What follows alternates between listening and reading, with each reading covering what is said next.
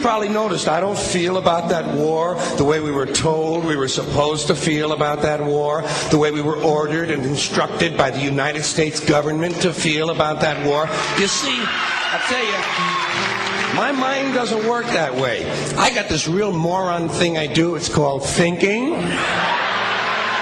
And I'm not a very good American because I like to form my own opinions. I don't just roll over when I'm told to. Sad to say, most Americans just roll over on command. Not me. I have certain rules I live by. My first rule, I don't believe anything the government tells me. Nothing. Zero. Nope.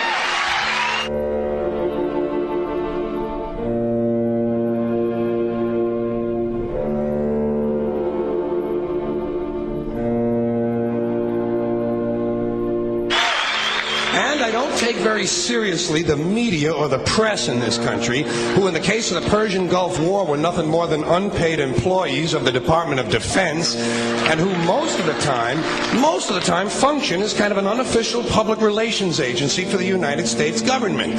So I don't listen to them. I don't really believe in my country. And I gotta tell you folks, I don't get all choked up about yellow ribbons and American flags. Now, to balance the scale, I'd like to talk about some things that bring us together. Things that point out our similarities instead of our differences. Because that's all you ever hear about in this country is our differences. That's all the media and the politicians are ever talking about, the things that separate us, things that make us different from one another. That's the way the ruling class operates in any society. They try to divide the rest of the people. They keep the lower and the middle classes fighting with each other so that they, the rich, can run off with all the fucking money. Fairly simple thing, happens to work. You know, anything different, that's what they're going to talk about. Race, religion, ethnic and national background, jobs, income, education, social status, sexuality, anything you can do, keep us fighting with each other so that they can keep going to the bank.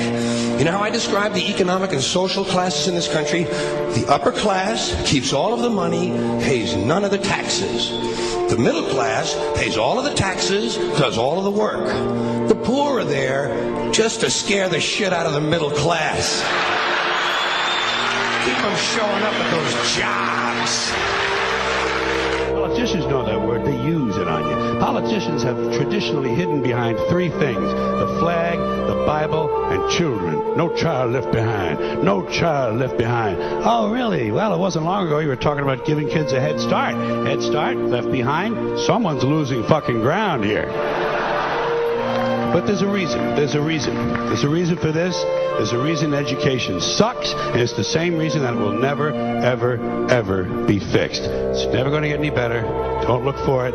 Be happy with what you got.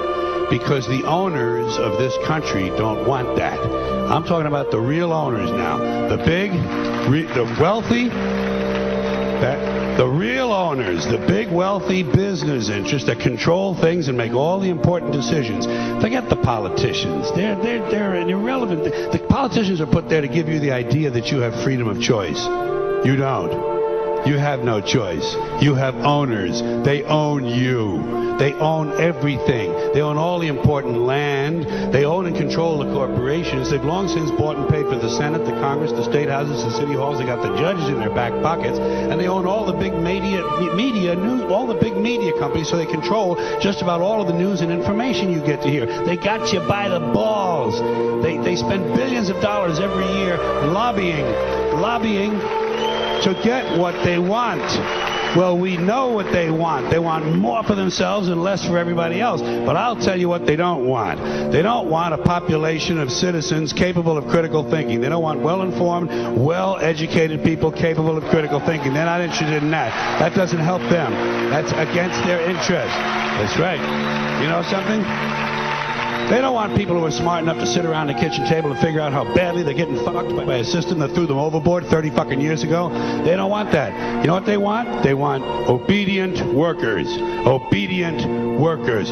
People who are just smart enough to run the machines and do the paperwork, and just dumb enough to passively accept all these increasingly shittier jobs with the lower pay, the longer hours, the reduced benefits, the end of overtime, and the vanishing pension that disappears the minute you go to collect it. And now they're coming for your Social Security money. They want your fucking retirement money. They want it back so they can give it to their criminal friends on Wall Street. And you know something? They'll get it. They'll get it all from you sooner or later because they own this fucking place. It's a big club, and you ain't in it.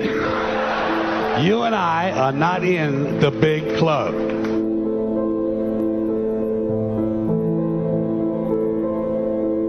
The greatest form of control is where you think you're free when you're being fundamentally manipulated and dictated to. One form of dictatorship is being in a prison cell and you can see the bars and touch it.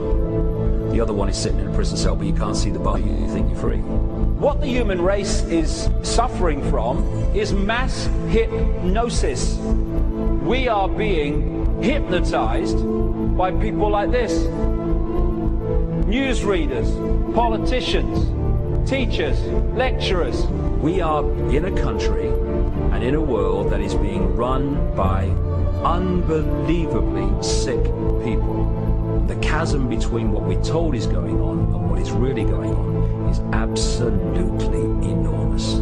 The greatest hypnotist on planet Earth is a oblong box in the corner of the room. It is constantly telling us what to believe is real. Historically, the control and manipulation of political opinion has been the Freemasons' main weapon in gaining control of countries and states. Once in control of the rulers and politicians of a country, laws and political structures could be changed in accordance with their agenda. However, since restricting the body does not necessarily mean restricting the mind, the Freemason recognizes that their plan for a global government hinges completely on subduing the masses to their agenda, and thus eliminating opposition to their cause. And the greatest threat to their plan, posing more danger than any army or law, is the threat of a free-thinking mind. In order to eliminate this threat and to achieve their objective, the Masons have set about the boldest plan ever devised: the complete control of every aspect of human life, your life. And the weapons they are using against you are in your very homes, entertaining you and your children, and gradually indoctrinating you without you even realizing.